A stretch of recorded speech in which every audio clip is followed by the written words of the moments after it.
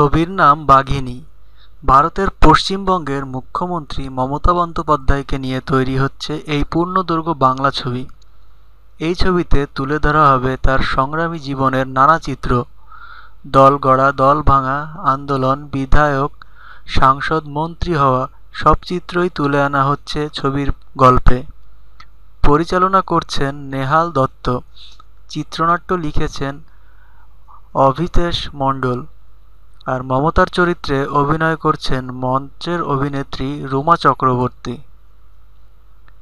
ছবিতে পরিচালক তুলে আনছেন দক্ষিণ কলকাতার এক সাধারণ পরিবারের এক মেয়ে কিভাবে লড়াই করে ক্ষমতার শীর্ষে উঠেছেন। তবে এই ছবিতে মমতার চরিত্রের নাম দেওয়া হয়েছে ইন্দিরা বন্দ্যোপাধ্যায়। থাকছে এখানে রাজ্যের বিভিন্ন মন্ত্রী থেকে রাজনৈতিক নেতাদের চরিত্র। তবে ছবিতে কারো নাম সরাসরি ব্যবহার করা হবে না।